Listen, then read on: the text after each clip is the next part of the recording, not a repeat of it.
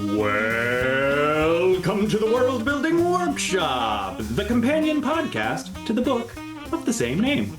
My name is Stephen Slota, and here with me is my co-author, my co-host, your well-intentioned uncle whose brain has been pickled by increasingly unhinged chain emails, scam texts, and conspiratorial YouTube videos. Trent Hergenrader, doctor to you. Uncle to you. Uncle, okay. Uncle Trent. Uncle Trent and his pickled brain. All right, well, not even going to say what I thought you said, so let's just move right on. Well, this week, we've decided to follow up on our earlier episode, Building an Unreality, to tackle another piece of the information ecosystem jigsaw puzzle. Although we reviewed how mis- and disinformation flow through social and corporate media, we didn't really have time to talk about the broader forms of narrative messaging that come from companies, political figures, tech leaders, religious institutions, that sort of thing. So we wanted to discuss the role of good faith actors and how different people in different environments produce and consume different kinds of world narratives, not just mis- and disinformation.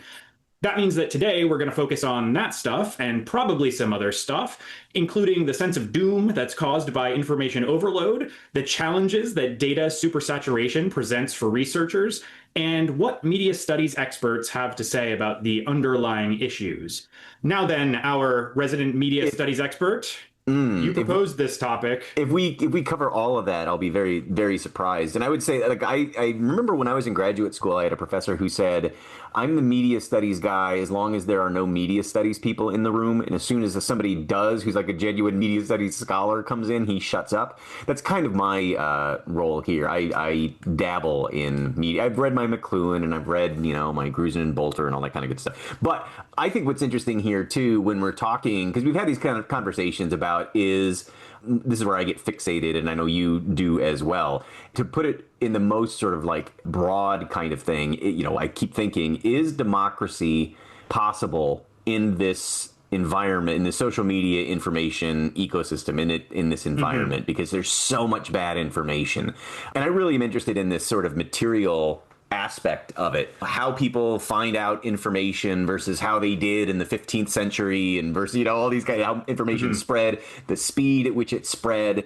And I think when we were chatting the other day, I think I asked you at some point whether people are getting dumber because we've got this technology, and I think there's a strong argument to say that they are, right? Like, people think they know things that they actually don't know, or they know something that is wrong, as opposed to just never having thought about it and never having had an opinion on it, right? So that's kind of what I was thinking about, and especially the way, so I was in undergrad from 92 to 96, and then I was in grad school from 2006 to 2013, then I've been at RIT since 2013 to the present, 2026, and it's interesting to me that, when I went to undergrad, email was like a brand new thing, and the internet was not really, it's still dial-up, and you needed to connect through AOL or whatever. And the idea that you would use the internet for research was preposterous, right? Like, it's like, what are you researching, right? Because it was still very much like hobbyist territory.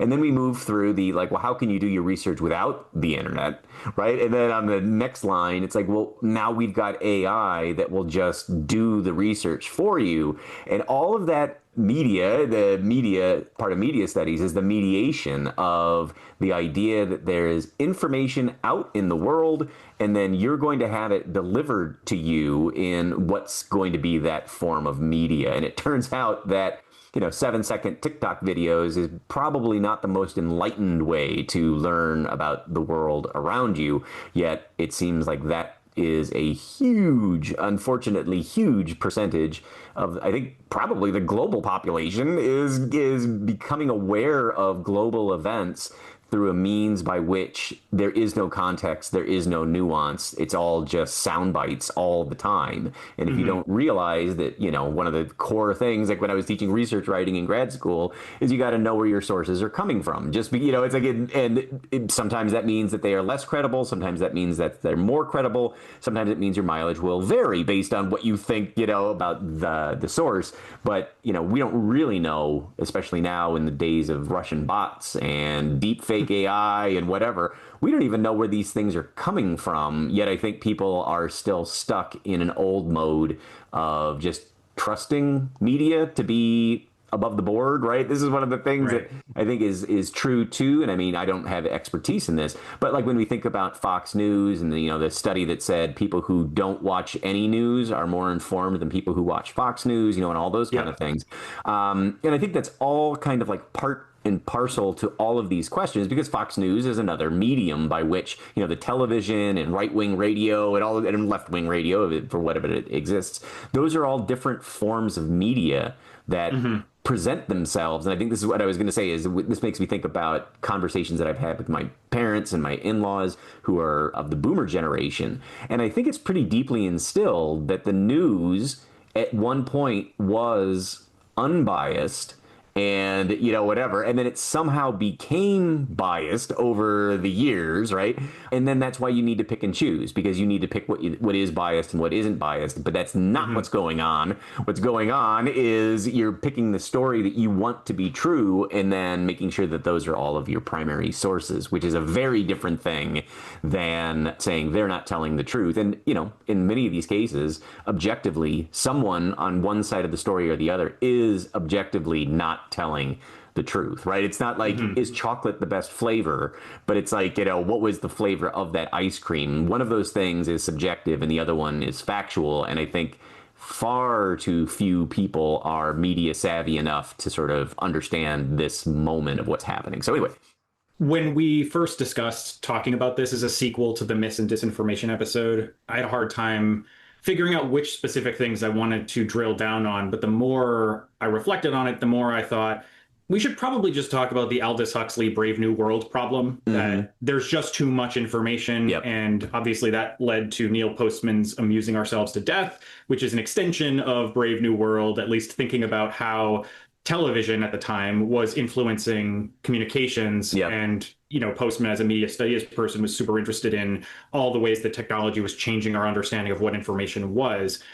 When you mentioned the boomers in our lives, and that includes my parents too, I kept thinking about the fact that when we were growing up, or at least when I was growing up, we were constantly being told, don't believe everything you see on TV, right. Don't believe everything you see online, especially when the internet was very, very new and everybody assumed that everyone on the internet was a bad faith actor. It's strange that that structuralist perspective, that the news is a thing and it is unbiased and it is objective, that kind of survived through the postmodern era, when everyone started thinking about how the news is never unbiased. Nothing is ever unbiased or objective. Unbiased. Everything is situated. Or apolitical, for that matter. Right, exactly. And so you have manufactured consent, and you have people starting to really think about what does it mean that these institutions or organizations exist that are shaping a message or shaping a narrative that then gives people a worldview. And as that was swimming around in the soup of my brain, the other thing that started to pour in was something we've talked about previously, the idea that learning is the education of intention and attention. And these institutions and organizations, or even individual people who shape these world narratives, that's what they're doing, right? They are shaping your ability to perceive certain things in the environment. They're shaping your attitude towards those things, and they're shaping your behavior around them. So somebody who's consuming all the narratives of Fox News or all the narratives of right-wing radio or Nick Fuentes or whatever, that worldview is real to them. It's real in the sense that these important authorities or trust figures in their lives are telling them this is the way the world works. And it doesn't matter if the logic, the internal logic of what those worlds are makes any sense, because the goal isn't to have it be reasonable and rational. The goal is to have it be emotionally satisfying. And if you are emotionally satisfied by the idea that one political party is responsible for all the bad things that happen in your life, no amount of persuasion by a political figure on the opposite side is going to change your mind, because the lived experience that you have in your context, in your environment, is going to be what dictates whether or not you trust that information. And this is why I've frequently talked to you about this as being one of my big hangups or frustrations of the era in which we live. But everyone talks about how in the years of Trump, the Democrats have a messaging problem, that if only they could craft the right message, or if they didn't use certain messages like abolish ICE or defund the police, that would be the thing that would make them more appealing to a broader audience and repair their brand.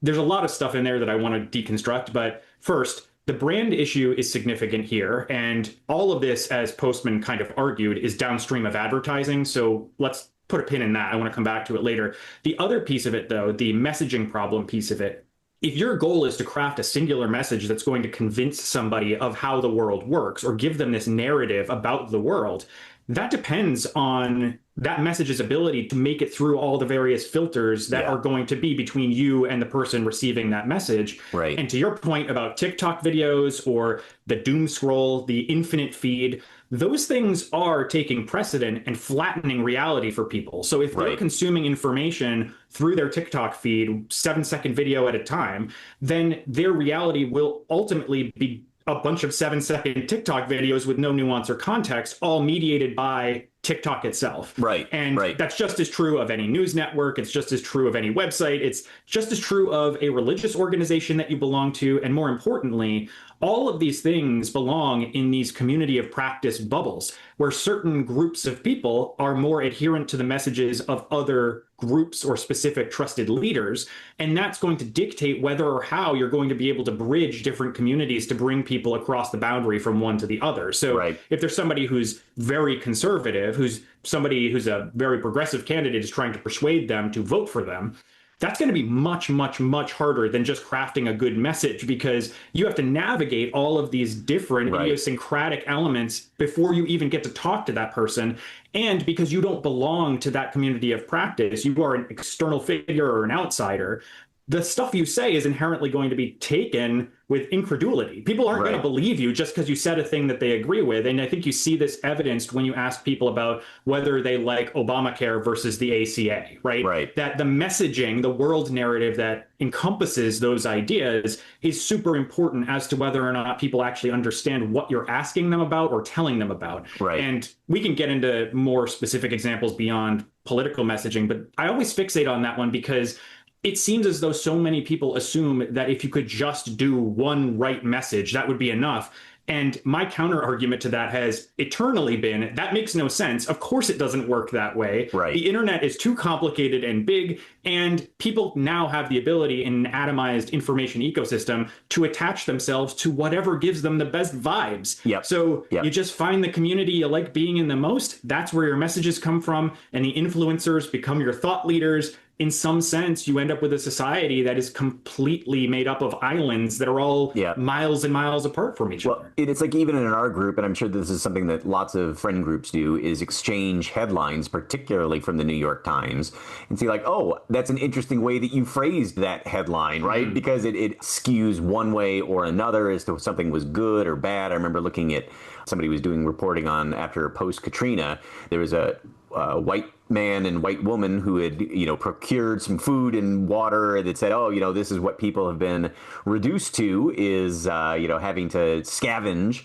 And then they had a couple of black teenage boys that had, successfully found food and water, and they refer to them as looters, right? And it's like, okay, well, it's the same scenario, or what we're assuming is going on with the same scenario, completely out of context. It's a still image, and, there's some racial politics there. I don't think it's too much of a stretch to say there's some racial politics if you're seeing a snapped image of one group and assume that they are doing plucky survivors, doing whatever it is, and then in the other case, different race, and you're now assuming that it is looters who are using the opportunity to violate the rule of law, which is just kind of crazy. But yeah, so there's definitely that kind of, same image, two different headlines.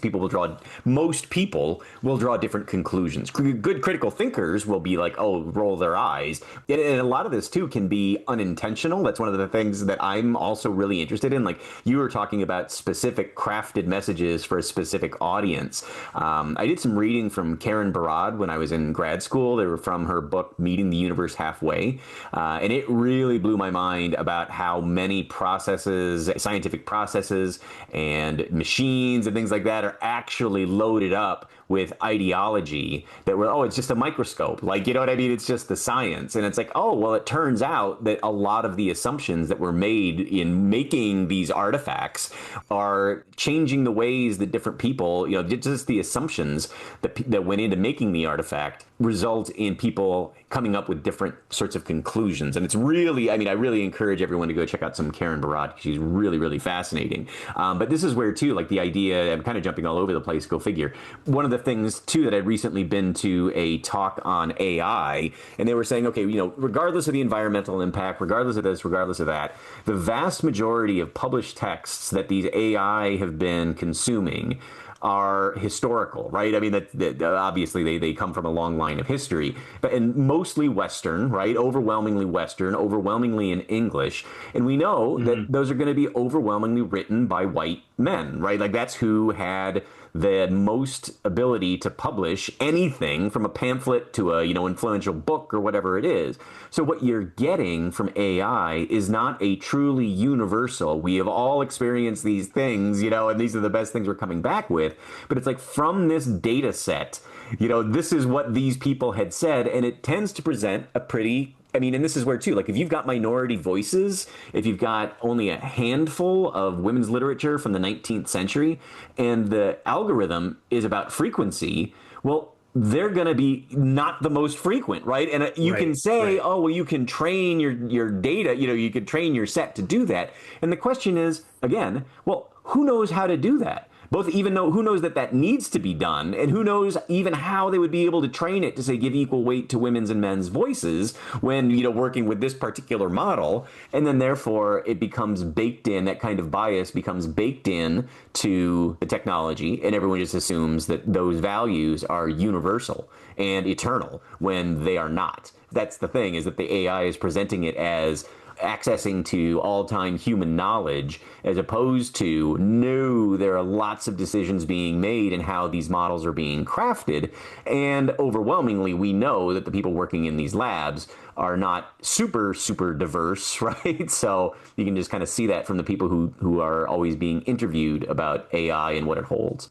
That's what the Elon Musk perspective derives from, is the idea that, well, we have all of these historical resources that were written by white men, therefore they must have been correct because they were the ones writing the resources. And it completely ignores the realities of the historical context in which these things were written. But that's basically where the white nationalist, white supremacist perspective is originated. It's just the notion that because these people were elevated in society at that time, it must have been meritocratic, and therefore they were the ones that were right.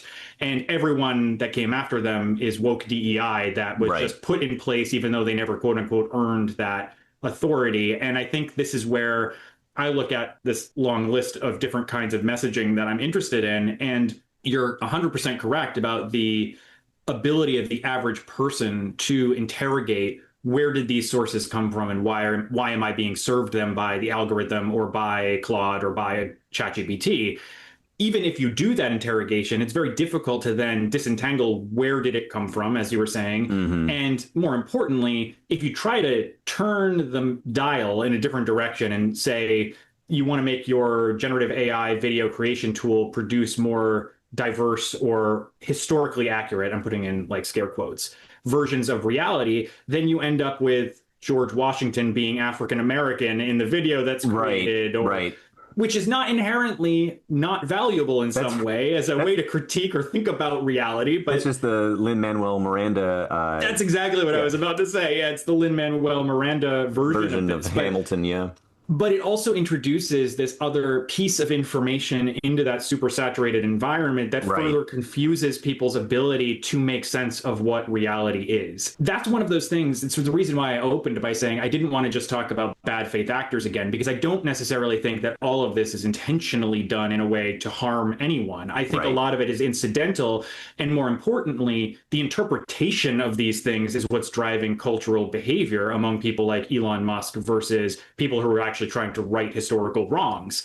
Elon Musk may be a bad faith actor, or he may genuinely believe the nonsense he says, but either way, that doesn't change the fact that there are people trying to do this in a way that's responsible, and that their messages are just being lumped in with everything else all the time. So even if you are a critical thinker who's empathetic and you're really focused on getting good information, it can be exceptionally hard to do that. And we're dependent, because we're human too, on these heuristics that simplify or reduce the complexity. Right. But that means you have to have a good set of criteria. I'm putting good in, like, I'm underlining and italicizing it, a good set of criteria for the people that you actually position as your trusted thought leaders. And you need to be willing to question them along the way. You can't just say they were right once, therefore they're right all the time. You have to constantly be going back and critiquing and thinking about, is that a fair way to interrogate that specific topic? Is that a realistic reflection of what happened in the past? I specifically wanted to point to Robert Evans and the Behind the Bastards podcast series, which I find very helpful to really do the deep dive on some people that you probably haven't thought much about, or you don't know really why they became the people they did.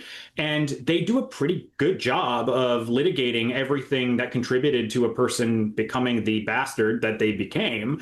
But the reason why I really like Robert Evans specifically is because he takes this historian anthropological kind of approach to understanding how a person's lived reality shaped their behavior. That doesn't mean that because I like the way that he does this, or I think that it's particularly careful, that I just trust him on everything all the time. Like, there's still a need to be able to interrogate, is the information I'm getting from good faith actors accurate? Right. And is it actually going through this process of carefully reviewing all the different materials that could contribute different perspectives, because they're limited by the same constraints we are. And even with that, because now I'm thinking about Hamilton more. And I remember I was super annoyed in the months following, the sensation that it was, however many years ago that was, with the number of people who otherwise I would be politically aligned with, who are taking it as an actual historical fact. Like, Thomas Jefferson is the bad guy and Hamilton is the good guy because he was an immigrant and all these. And it's like, okay, but like, here's the thing, is that our politics don't map onto the politics of the 18th century at all, right? I mean, of course they can be, but they're not nearly in the two-party system divided where people just draw up sides or whatever. And I'm not a huge fan of Thomas Jefferson for a variety of reasons, but it's also like, okay, well, my view of him is not because of what I know in Hamilton, right? And it's like, and there's plenty of things, like Alexander Hamilton was a huge fan of the banks and wanted to be a rich guy, it was all about elevating, was not proud of his station, it was all about trying to be elevated to be one of the nouveau riche. So it's one of those things where it just falls back on the, I want to believe this is true, and therefore there is this narrative. And I don't blame Lin-Manuel Miranda for this at all, right? Like, I read a great piece from a graduate student, I think it was, that got published somewhere. It was talking about Hamilton as being like fan fiction, right? This is, and I thought it was brilliant. It's like, that's exactly what I would say is, you got all these stories about the founding fathers, and then, Hamilton is this brilliant rethinking, reimagining, where everybody on stage is a historical minority in the play, right? In the musical. And it's like, these are all choices that I would imagine a really conscientious artist is making, that if you think about them, they're interesting and you can ask what that does or what that doesn't do, right? But if you're just going to take it as like, oh yeah, that's the way it is, good guys, bad guys, and I know what side I'm on, right? That doesn't help anybody for anything. Like, because it's all about, if you're flattening things and losing nuance because it's a thing that you want to support, that is not something anybody should be cheering on, right? That's something that it's like, no. Like, we all need to pull the parking brake, think about rhetoric, think about where these texts are coming from, thinking about at least arguing about what the authorial intention may or may not have been, for these things. And it's all basically anti-speed, anti-efficiency. And it's more about like, ooh, sticky problems. Let's mull over this a little bit, which is what, academics, I think, are known for, and why they're such staunch enemies of mindless capitalism, right? Is because it's like, oh, just keep going fast and don't think about anything.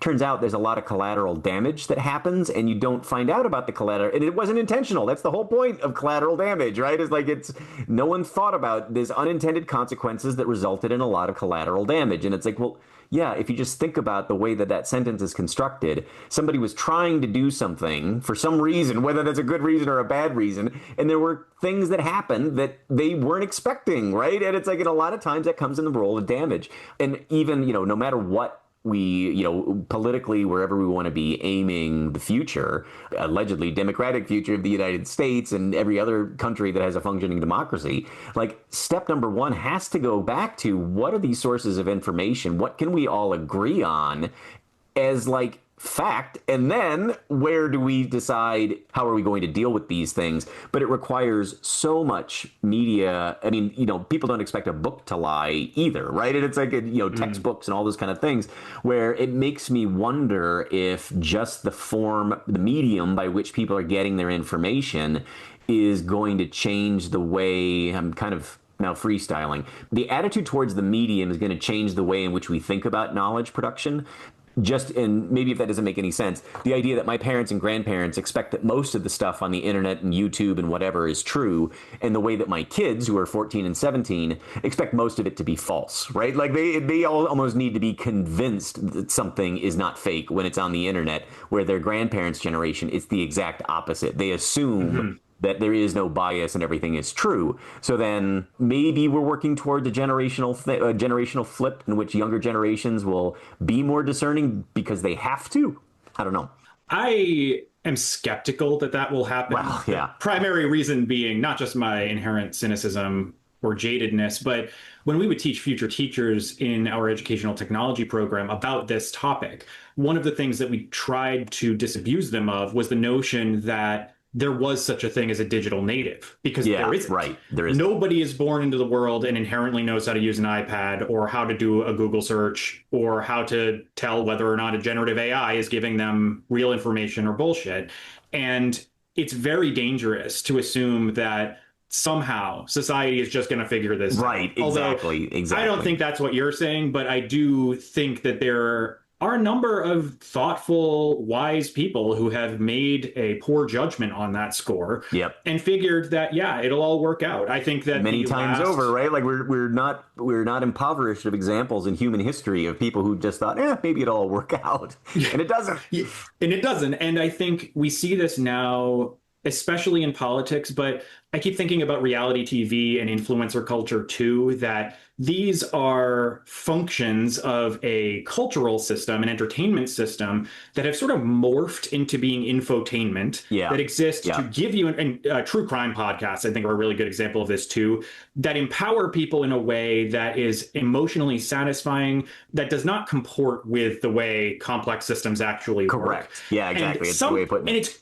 it's so frustrating because of these people... Comport is a great word, too, so keep going. I love that word. It is one of my favorite words. The tendency for reality TV and I am a connoisseur of reality TV for reasons I don't even quite understand. I find it fascinating. But on one side of it is this highly manicured, I am doing everything in a completely performative way that then gets lambasted by somebody like Nathan Fielder, who I think does a really good job of this. Yep. On the other side of the spectrum, there's reality TV that really does try to convey what's going on in the world. But when you stick all of those into a streaming service side by side, it becomes incredibly difficult to tell which of these are acting in a good faith way and which of them are not. Or the satire is dead on the internet, like that same kind of thing. You can't even tell anymore. And that's the thing that I worry about, is that there aren't kids coming up that are going to be able to automatically discern this stuff. They're going to have to be taught information digital literacy.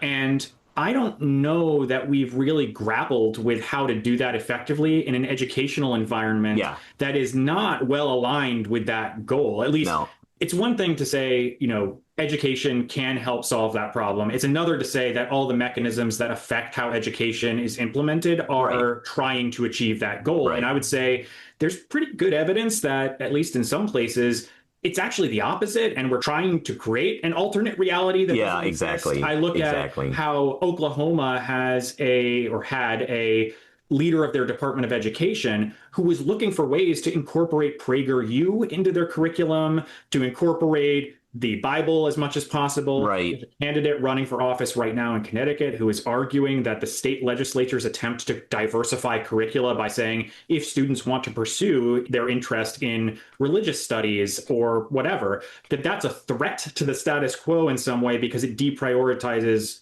white Christian heterosexual hegemony, right?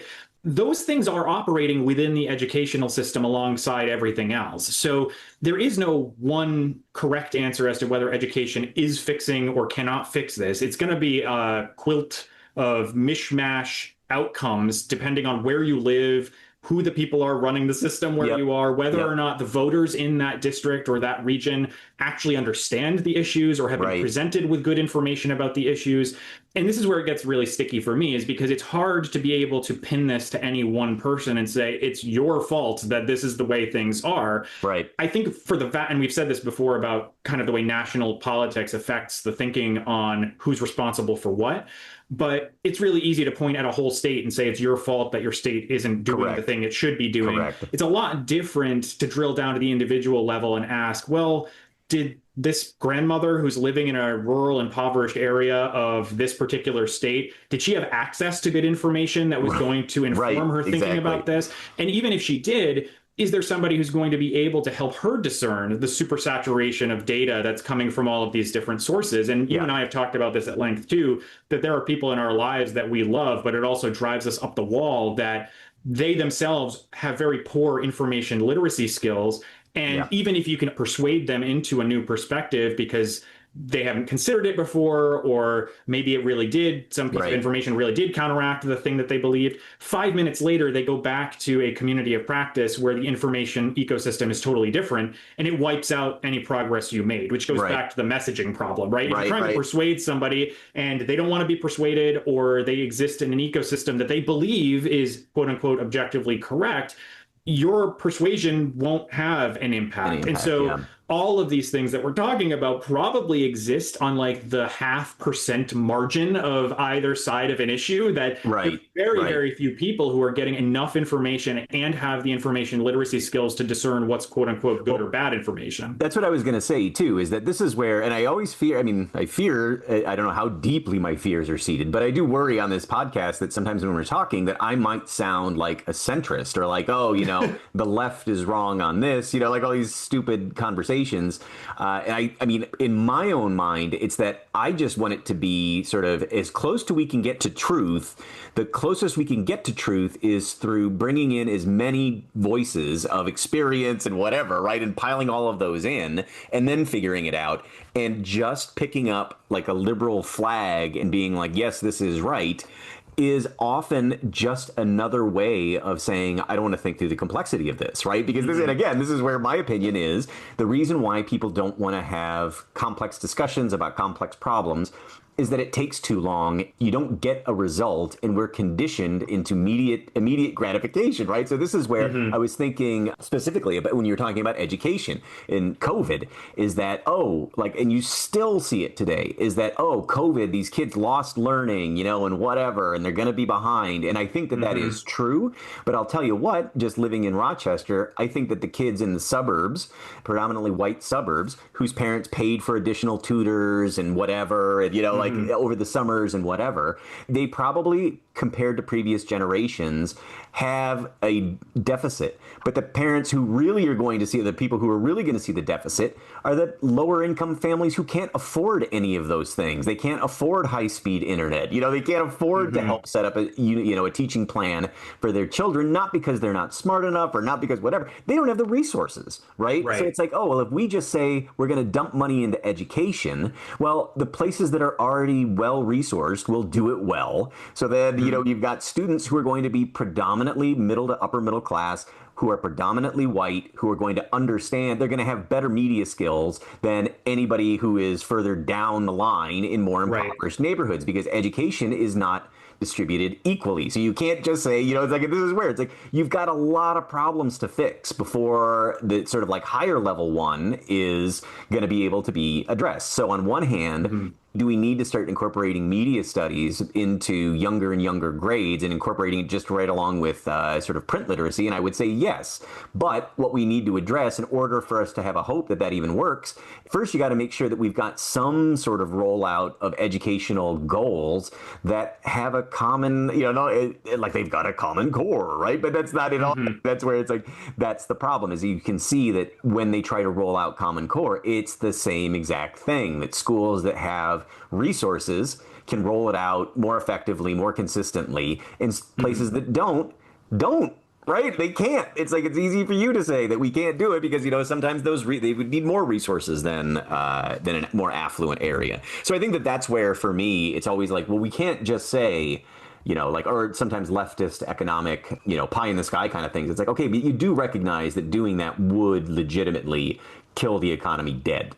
Right. And that's why we can't do it. And that's what makes it a sophisticated, complicated problem. Like, it's not to say that there's not things that we could do. Complex systems don't react to a leftist approach any more than they do with Elon and his, brown shirts going in, ripping everything out, that they don't understand how it works either.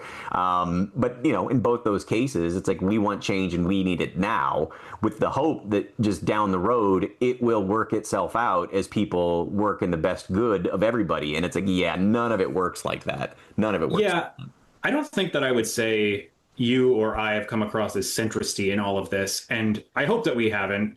Mostly, I think we've been arguing against a kind of unhealthy both sidesism that creates false neutrality and assumes that being in the middle is correct. As you were describing that last bit about Elon's brown shirts, I immediately thought of reactionarianism, the idea that you can be a reactionary regardless of whether you're on the left, the right, or in the middle. And that's assuming sort of a horseshoe theory of politics, which isn't necessarily correct anyway. Right. But being a reactionary is what you're describing. The idea that you see a problem and you react to it without thinking about it. I had also been thinking, as you were talking, about James Surowiecki's book, The Wisdom of Crowds, and what that means for this moment, too, because in some sense, generative AI or LLMs can be helpful with some of these problems because they can distill information in a way that we're just not physically capable of, at least not on the timeline that a tool like a generative AI can. But that's why I differentiate the kinds of work that OpenAI are doing from the more targeted, statistical, probabilistic kinds of language modeling that can help filter down information in a targeted set of training data. So you wouldn't just use the internet as the baseline. You would use a specific subset of data that you're looking for common trends, which is exactly what qualitative research has always been. You're taking interviews, you're taking texts, you're looking for dialogic units between different individuals and trying to figure out what trends or patterns emerge from those things. That component is really helpful. And that's why I kept thinking of the wisdom of crowds, except this goes back to what you were saying about whether or not democracy can survive in an environment where information is bad. In that book, the core conditions for the wisdom of crowds is basically the argument that the more people you have contributing to a theory of how a thing works, the more likely you're going to get to an approximation of that thing, sort of asymptotically. The problem is you have to have members that hold diverse perspectives. They have to come in with different lived experiences. Okay, that's not so bad, but they also need to have independence between their views and outside influences, which is the really difficult part. And it all needs to be sort of decentralized. So they have to be drawing on local specialized knowledge, not just the centralized information that's coming from social media algorithms or, as we were saying earlier, about the sort of body of historical text. That's not a decentralized, independent version of information. It's not particularly diverse. And importantly, even if you have a system that aggregates that information, that system needs to be able to parse the historical contextual complexities associated with it. So the wisdom of crowds, in theory, is probably correct, I think. But the application of it is uneven because all of the social forces acting on these systems are uneven. And that's kind of the argument we make throughout the entire world building book. And when we're telling educators about implementing this, it has to be messy because reality is messy and wicked problems are messy. And you're never going to be able to distill any one correct element of reality out of a world building project. But what you can do is help learners understand that this is an ongoing process that they're going to be doing forever. I had a student once who made this point about how the notion of equity is not a fixed end state. There is no equitable society. There is equity as a goal that is continuously pursued as the context changes around us. And I think that's correct here too, that the information ecosystem is partly dependent on our attention, which is the Chris Hayes Sirens Call attention economy piece. It's also dependent on our intention. And we need to figure out how are we creating an infrastructure that's going to help people understand that so that they can make good decisions about where they source information in the future. Just as a final thought on that, there are some useful tools. I know you had mentioned the potential of introducing this to younger kids and getting them really bought into the idea that they need to be discerning of media. Google has their Be Internet Awesome program, which again, like I think it's really helpful that that exists. And I think they are trying to do good in the world with it. The challenge becomes, how do you get any of this educationally good faith material to the people you need to get it to? Because odds are those other social forces, economic ones, political ones, cultural ones, those are going to be what drive people's attention and intention, not this is good for you, therefore you should do it. The same way that the local news doesn't give you the good news that's happening in town for the most part. They're telling you about murders and car wrecks. And again, this comes back to the Neil Postman of it all, the idea that it's all driven by advertising and capitalistic outcomes. And I'm not saying that capitalism should be abolished across the board, but I do think as a society and as a culture, we haven't done a good job of disaggregating the information sphere from the capitalistically driven infotainment sphere. And the more those two things have blurred, the harder and harder it's become to be able to persuade people or give them good information or get them to attend to the things in their lives they really should be in order to live a healthy, productive life as a citizen who votes, you know? Well, and that's, I mean, it's funny too, because, and not that I'm an expert in any of these sort of areas, but I'm an amateur sort of, you know, in terms of learning about the Spanish Civil War and the situation that led up to the Spanish Civil War.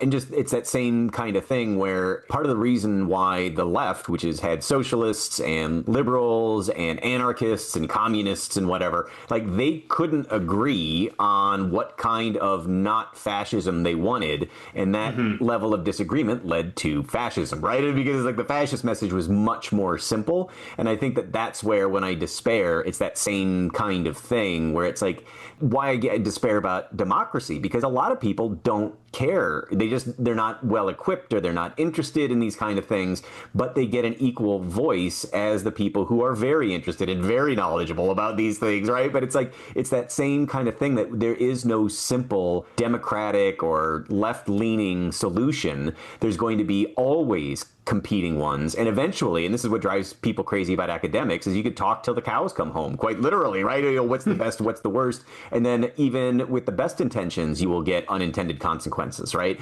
But that's where now, and I guess this was all, lots of things were kicking around in my head, but I was thinking part of it is the speed at which the speed and the saturation of bad information now has got to outpace any other time in history by levels, right? Like a bad, you know, and there's whatever, you know, a lie or gossip goes 10 times faster than truth or whatever. And it's like, well, yeah, that was probably true. And a lot of news was word of mouth, you know, we can't say that people were, but like at that point, newspapers were still operating under the assumption that they were trying to tell an unbiased story, right? And this is where I think, for me, it's like, if we can get the closest to what is actually happening, right? And like, reasonable people will agree this is what is actually happened in this moment, before we shift into making opinions about it, that would be a huge step in the right direction. Because this is one of the things in which, you know, when people say, oh, you know, the media has always been liberal, it's always been leftist. And it's like, well, when I go back and read, you know, headlines from World War II, they do not seem particularly, you know what I mean? They're very much banging the drum. They are not on the international workers' side of things, you know, in terms of when it comes to World War or whatever. And it's like, okay, well, is that just something else that someone gets to say? The media has always been liberal. And if you're conservative, you just get to take that on board as fact without ever having thought about it and just be like, this is a problem that needs to be corrected, right? And it's like, wait. Like, even if you want that to be true, reasonable people ought to be able to back that up a little bit and be able to trace it back to the root sources, you know what I mean? But again, that's what takes time. That's not going to get you more viewers on TV, people buying newspapers, and now clicks, right? Like that, the slow, deliberate thing that doesn't lead to an easy answer is not popular because it is not, you can't make money on it. Right. And that's where it's like, wait a minute, why is making, and this is the capitalistic mindset, why is it that making money on it is the priority and moving fast and being efficient is the priority rather than taking a few beats longer and making sure that you're actually making some good decisions here, right? You know what I mean? From what, even if you don't like, what an outcome might be, but that's the whole basis of being able to form a political opinion. And negotiation means if everyone doesn't get what they want, then that's a sign of a good, negotiation or whatever. And I believe in this media environment that just gets obliterated because the bad information circulates twice as fast to absolutely anybody, right? Not just like, where you're getting your word of mouth from. And it happens and it's reinforced every minute of every day that your fucking phone beeps at you. You know what I mean? And it's like, if you, depending on where you're getting your news from, and then knowing too that the people who, like, I will get things too where I'm like, that doesn't seem quite right, even if I want to believe that it's true, and you're like, oh, well, that isn't really news, that's an opinion piece, but that's because it's me who studies and thinks about this stuff and not the average user who doesn't think about this stuff, not because they're a bad person, but just because they don't think it impacts them, when it actually impacts them in a very profound way, just by the way it shapes their worldview. I'm glad you came back to the worldview thing, because I keep thinking about how all of the structures that we talk about in the book intersect at this point of communication and information. I know we had talked about this previously in the Unreality episode, but I had brought up Merck's law, the idea that political reporting asks what progressives will do to stop conservatives, and it treats conservative obstruction as an immutable law of reality, that they don't have any agency here. That's just the way the world is, whereas progressives are actively trying to do something, and they have, therefore, responsibility and ownership of these things. I don't want this to come across as it's progressive versus conservative, because I think what you're actually describing is the epistemological problem associated with populism, and that populism is easy because it just gives you a simple solution to a complex problem, whereas the more deliberate kind of thinking and action that we're advocating for takes more time and money and explanation, which nobody really has the attention span for, which is kind of the Chris Hayes perspective. Right. And this is one of the reasons why I don't really know how we solve the problem, because what you have to convince people of is that they need to be more thoughtful. Yeah. This is the challenge of the United States system in particular, where the country is divided based on values or judgments that had nothing to do with the contemporary politics, at least insofar as why states are divided the way they are, why those particular cultures localized. And as a result, there isn't equitable distribution of information literacy skills. Like they're distributed in a way that maps socioculturally and economically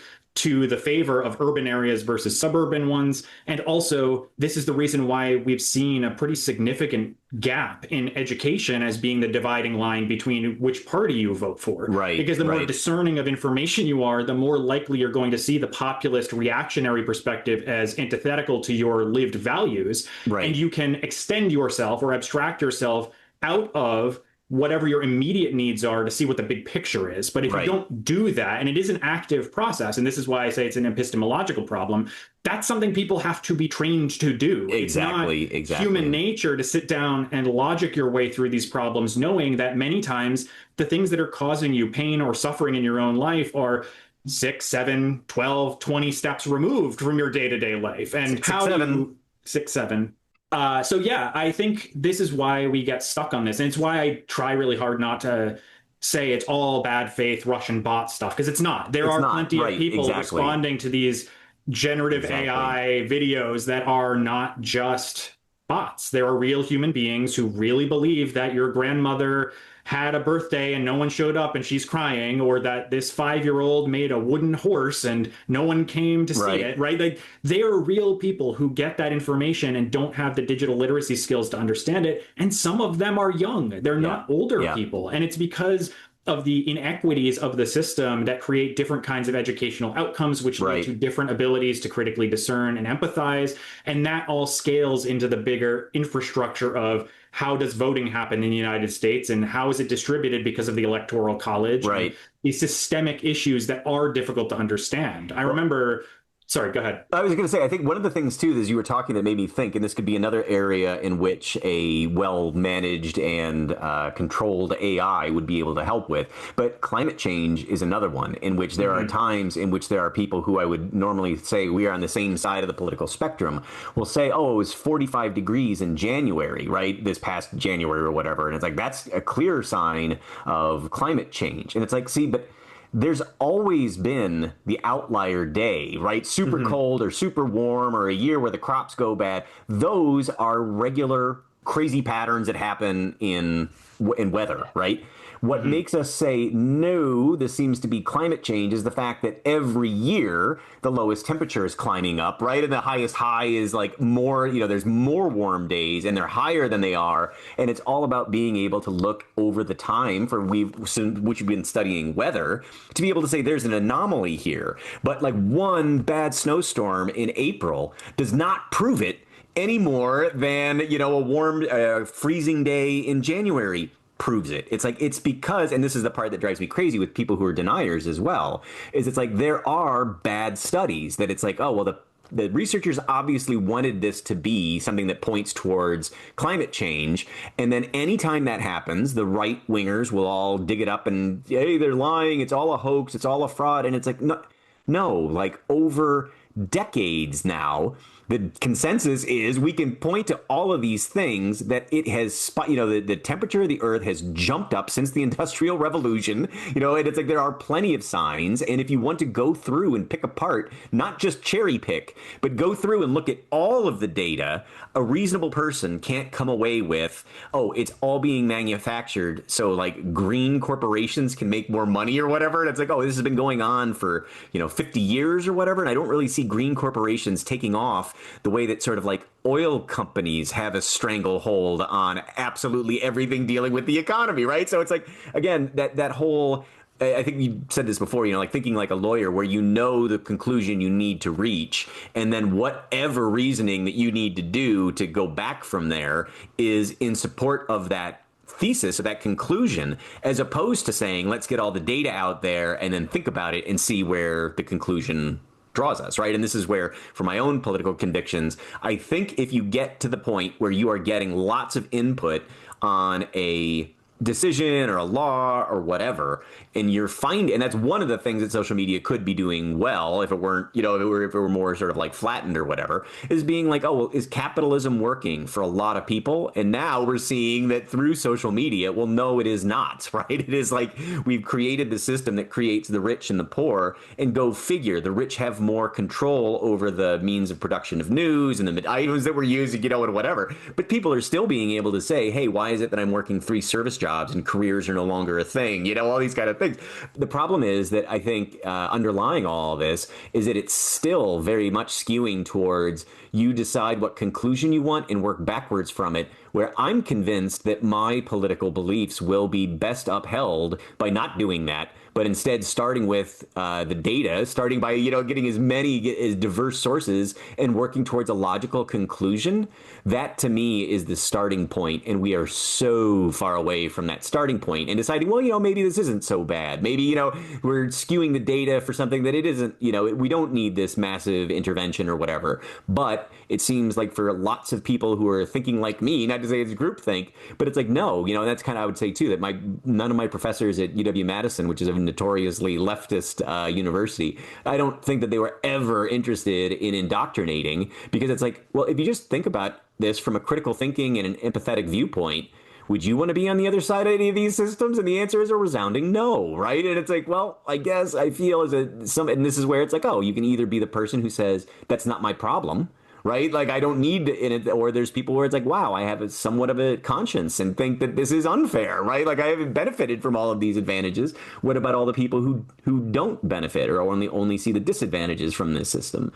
Women, minorities, all the people who have historically been marginalized, at least marginalized in the West is the other part, where it's like, they're the majority wherever, in other parts of the world, but those parts of the world are also sort of subjugated by the current system that we currently have. I was thinking about the parasocial relationships that form between people and their trust leaders, and why they accept some of these things as fact when in reality they are not. And put something like PBS NewsHour against Joe Rogan and look at the two different ways of approaching information, I chose PBS because I think they actually do a pretty reasonable job of trying to be neutral fact tellers. I think Donahue versus Maury Povich or something like that. It was like Morton Downey Jr. or whatever. I remember that was one that we looked at where it was like Donahue was trying to talk about nuclear arms in the Middle East in the late 70s or 80s or whatever, right? And then the competition is like, who's the baby mama's, dad, whatever. Right. And that was what killed Donahue's daytime talk show, was that what, you were just saying, that the fun, fluffy, sweet kind of entertainment beat out the thinking handily, so much that it put him out of business, right? So, sorry to interrupt. No, I think that's a really good example too, or the Jerry Springer of it all, like that the whole thing was intentionally designed. And this kind of gets back to that question of amusing ourselves to death and the notion that what we really want is to be emotionally satisfied, not intellectually satisfied. And part of that is understandable, because if you grapple with the bad things that exist in the world, or the fact that these systems are so big and complex and difficult to move, it can be really depressing, and it can be really difficult to live in a reality in which you realize that as an individual, there's not usually a ton you can do. A lot of individuals working together can do something. It's the reason why labor activism works. It's the reason why strikes work. It's the reason why boycotts work. But getting people on board with that to get a mass movement that changes a massive social force is quite challenging. And you are kind of doing that one person at a time, trying to drag them from one community of practice to another, from one information ecosystem to another. And if you can sit around watching Maury Povich or Jerry Springer, do you really want to go out and go to a protest? Do you really want to go unionize? Like, there's a lot of reasons that exist for people to ignore those avenues of change. It's the reason why when I talk about influencers, I think they're not all that different from corporate messaging. They're a little bit different in the sense that they don't have the same background or the same structure or gatekeeping mechanisms that a large corporation with advertising money does. So when insert company here makes an ad and they're trying to convince you to buy a new thing, they're selling you a version of reality or selling you a version of the world in which that thing becomes necessary to your identity, your personality, your way of life. Influencers are doing the same thing, but they're not doing it at the same scale that a corporation is. So they're individually getting your parasocial attention and using that to convince you of a reality that may or may not exist. And the reason why I picked Joe Rogan, although there are many others in the manosphere and otherwise, I would also say this is the problem with Andrew Tate and the following he garnered from young men, that they're selling a version of reality in which people don't have to take responsibility. They don't have to critically think about these things, and they don't have to empathize. And that stuff is all work. Like, it's hard.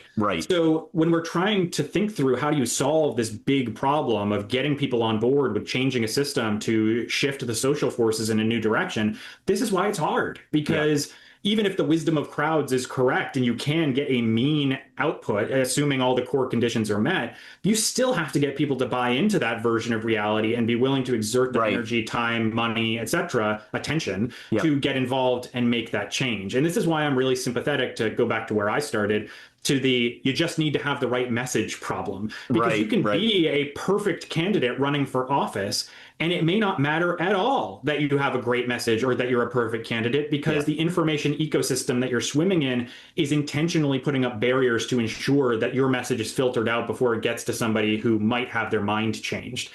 This also goes back to what you were saying about you're better off having watched no news than having watched Fox News. The reason for that is because of the world narrative that's being spun intentionally by somebody to get you to buy into this. And I know we haven't really talked much about this with respect to religion, but that also is one of those areas where a message or narrative is being spun about the world, and you, as the consumer of that information and producer of other information, are internalizing it and then having to figure out, what do I think makes the most sense or feels the most coherent to me as an individual? If that disagrees with the things you're being told by the other sources, you will begin to reject those other sources in favor of accommodating your existing belief structure. You're not going to seek out information that contradicts it. You're going to look for the information that reinforces it. That's what we're battling against here. It's not explicitly just political. It's not explicitly just about capitalism. It's not explicitly just about religion or technology. All of these things things are cross-integrated and operating on different incentive structures.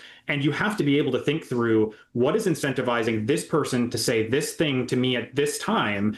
And you have to do all of that without losing a hope that society can be functional in order to get through your day-to-day life. It's just hard. And I don't know how you do that except through education and helping people understand that it's not a bad thing to have a lot of information. It's not a bad thing to disagree with or be upset about information. The real question is just, what do you as an individual see as your levers of power to do something about that? And some people have lots of levers and some people don't. Some people have more resources, some people don't.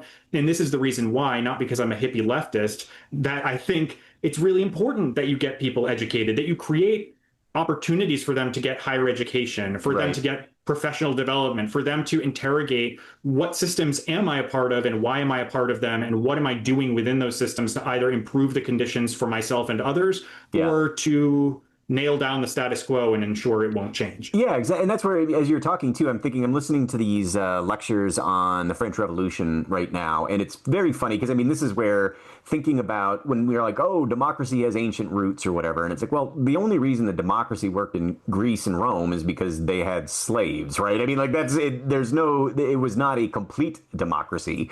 That's a romanticized vision. And then even when you jump into the 18th century and you're looking at the United States Revolution against England and particularly the French Revolution, like I'm listening to here, right?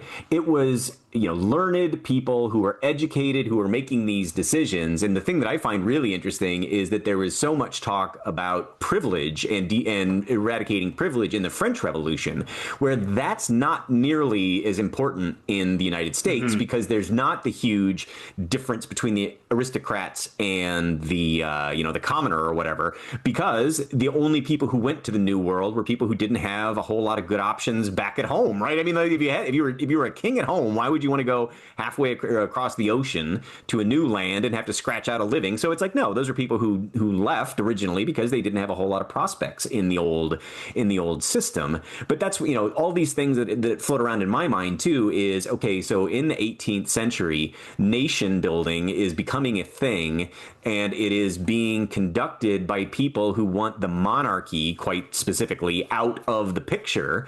And then from there, like, they know, this is the part that drives me crazy with people who don't want to bring this on board when it comes to the founding fathers of the United States.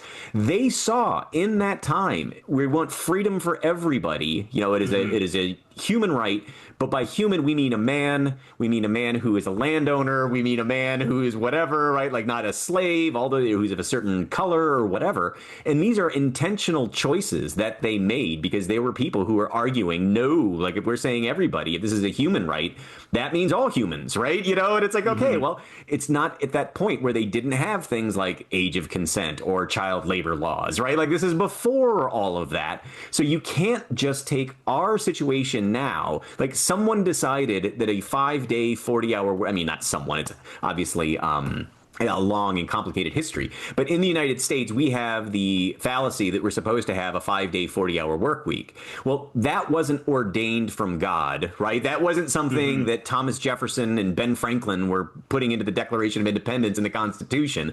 That's something that came out of labor versus management in the 19th and early 20th centuries, where it's like, we can't work us all to death all the time, right? And it's like, that is a relatively new invention that if we want to change, why is it the default that that's what we're doing now? It's like the world looks very different in 2026 than it did in the late 19th and early 20th century. The kind of work that people are doing is very different than that kind of work. So instead of just accepting that 40-hour work week, 5 days a week is the norm, how about we start with that was completely made up at the time, right? They were working with the info, and it wasn't dumb and it wasn't bad. It was just like, that's what the information that they were working with at the time. Same thing with the founding fathers or whatever, that they were really questioning, well, are women really as equal as men? It's all that kind of stuff.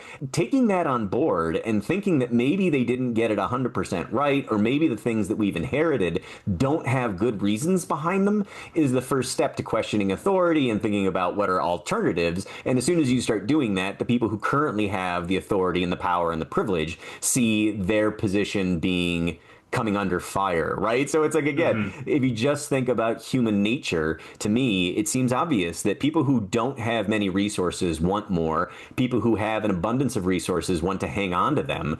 And then everything flows from there, right? And it's like, for me, this is my naive kind of, position or whatever, is that, the invention of the middle class is genius. You're going from a society that's built like a pyramid to one that's built like a diamond, where you're having fewer and fewer people at the very top and fewer people at the very bottom, and then lots of different levels of people who are in between. And that's the way I think a society should be structured, but it doesn't naturally, that's not its natural shape. You need to force it into the diamond, because otherwise people press their advantages and it automatically becomes a pyramid. At least in Western sort of like mindset, that's what happens without intervention. And that intervention has been governments, because the only time you had a middle class was after you had a government who was pushing for it, which is only a couple hundred years old, right? And that's where it's like, okay, well, if you're not interested in thinking through this stuff, people's eyes are already misting over. Like, what do you mean? And it's like, well, yeah, you got to think about how all of these things that we're living today and assuming are sort of natural laws that are written in the stars or whatever, in most cases, they are not. They are things that humans have developed to say other humans will be subject to these rules. And at the time, it probably seemed like a pretty good idea, to a lot of people, especially in democracies. But that is not the way that an intelligent person in the 21st century should be, I would argue, should be thinking about that. When you were saying before, too, it's like fundamentalism is something that is very hard. There are very few things that I think we should be fundamentalists about, because, it should always be, levels of to what degree do I think that this is true? Is it high? Is it low? But it should never be this is 100% nailed on fact. I think all of that is true, and I want us to close the circle on where we started with this information ecosystem stuff. The only thought that I had to add at this point is that it's really important that we find ways to keep ourselves questioning and being curious and not allowing ourselves to overassume the correctness of any one particular source of information. I see a lot of the attempt to curate a reality in how people behave on the internet. And part of this is born of me being somebody who tries to be myself in every situation I'm in, to not mask when I'm in those situations.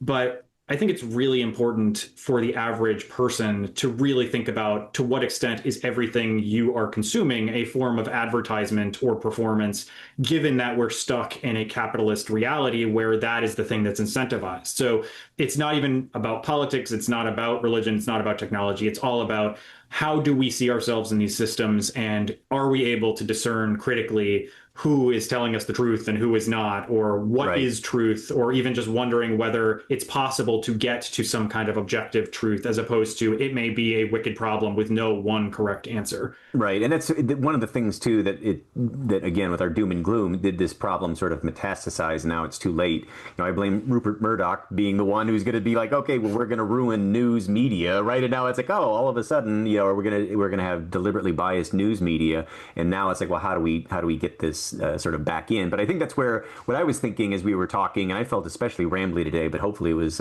still sort of on topic, because I think that's kind of the point, that even rambly stuff that's on topic still fits within, like, a world building kind of structure. But, the idea is that getting rid of initial ideas about what's good or bad, like sending a letter versus sending an email versus telling somebody face to face, right? Those are all different forms of communication that have, from a good media studies perspective, have their affordances and their limitations, right? And I think that that's where what we've run into in the world that we've constructed, we've co-constructed with various people having, more or less control in the way that our institutions run, is that we've got a higher proportion of bad actors sharing information, where in the past, even if they thought they were being even keeled or neutral or whatever, we could still detect, there's like inherent biases in any kind of thing. And I think what's different about today is that we have people who are bad actors who are spoiling the information ecosystem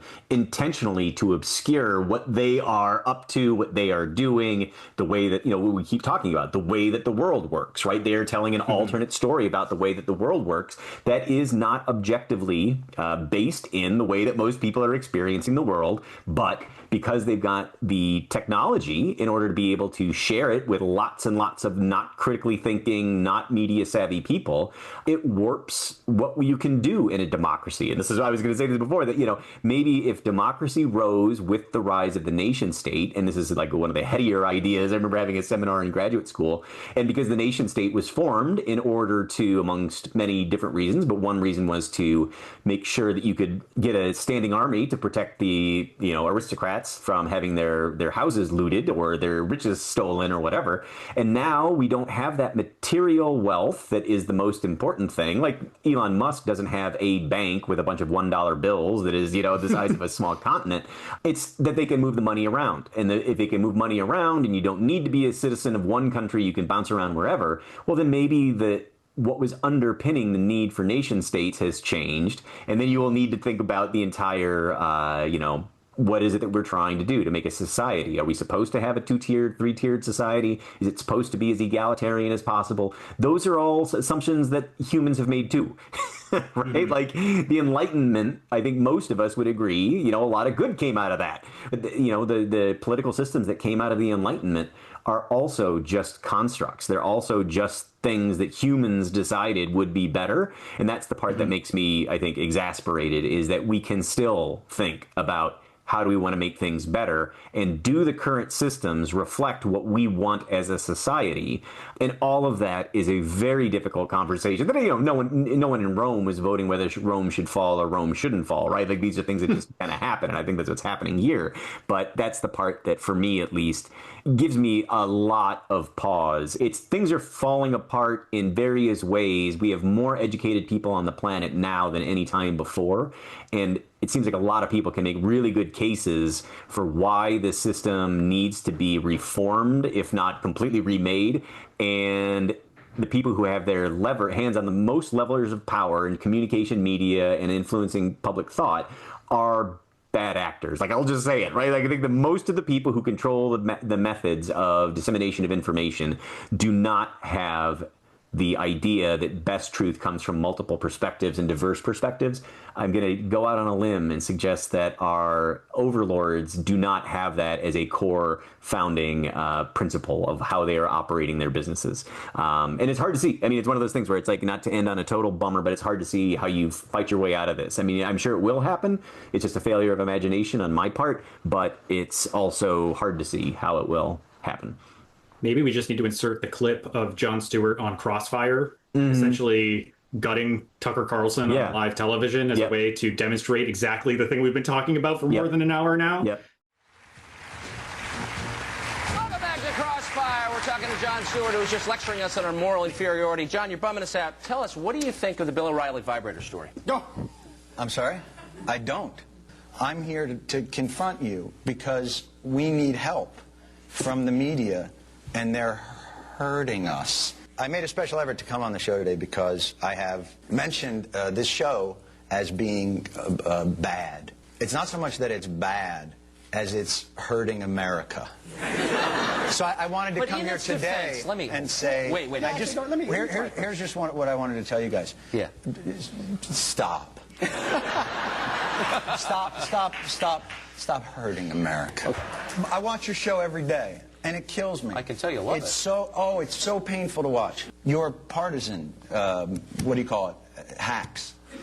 Wait, John, you have a responsibility to the public discourse, and you fail miserably. I think you're a good comedian. I think your lectures are boring. You're on CNN. The show that leads into me is puppets making crank phone calls. What is wrong with you? It's someone who watches your show and cannot take it anymore. Now, this is theater. I mean, it's obvious. How old are you? 35. And you wear a bow tie. Yeah, I do. I hate the show. I do think you're more fun on your show. Just my opinion. But Jon Stewart goes one-on-one with his fans. You're as big a dick on your show as you are on any show. Yeah, exactly. And that's, it's the whole thing too. Like, I do kind of get a rash when people say people are voting against their best interests, because it's usually that someone else has calculated what those people's best interests are, and it doesn't align with that, right? Rather than having asked those people. But that's where, like, when we're getting in these other dumb conversations about what is or what isn't a socialist, and can Democrats do anything without being labeled socialists or whatever, it's like, see, it's kind of like we need to sandblast away all of the labels and just ask people, forget the parties, forget the politics, forget, Constitution, forget whatever, and just say, what do you want to see happen in society, right? You know what I mean? Like, what is it that you really, really want to see? And then have people start from there rather than what do you want given the systems that we're currently living under, where it becomes that. And then and why is it an immigrant's fault? Right, which is the way that the way that the question is being asked is not a genuine one. It is we're going through everything in a disingenuous process. Maybe that's the way to end it. Everything about this moment feels wholly disingenuous, where at least in prior eras, it seemed like at least there was some attempt of most people to think about things, and maybe that's just a romanticization of the past as well. But at least people who were involved in the political process actually, knew that there were two sides to every story, and they just felt that one side would be better than the other, as opposed to now we don't even agree what the story is, right? Maybe I can authentically, selfishly insert that there is a perfect book to be able to employ in your own classroom environment that would help your learners understand how to do this. Yeah, and it's American Nation. Worldbuilding Workshop. Oh. We can't. Right. I gotta get Colin Woodard in here, because then when he goes in the citations, then his Colin Woodard bot retweets us. So now he's in here. You got to add him to the citation. And Chris Hayes too. Who else do we need to mention? I mean, I frequently mention David Roberts. But does he retweet you? No, he hasn't. See, this is how we got to use this is how clever people use the current ecosystem to then bend it to their will. So. We're going to use the algorithm to get these famous people with large platforms to get out the word about the World Building Workshop to solve society's endemic information problem. Right. Thank you. Yep. Perfect. Thank you, bots. We got it. Yes, thank you, bots. We love you. Thank you, bots. All right, that's good. That's enough. All right, we'll talk to you all later. All right. Good talking to you. Good talking to you. Bye-bye. Bye-bye. The World Building Workshop podcast is a production of Trent Hergenrader and Steven Slota. Our theme song, Stompin' at Midnight, is a copyright-free Creative Commons production created by composer Kevin MacLeod. The show is mixed and edited by Steven Slota. The companion text, The World Building Workshop, Teaching Critical Thinking and Empathy Through World Modeling, Simulation, and Play, is published by the MIT Press, copyright 2025. Free copies can be purchased through the MIT Press website. The audiobook version, narrated by Steven Slota, is available at www.theworldbuildingworkshop.com.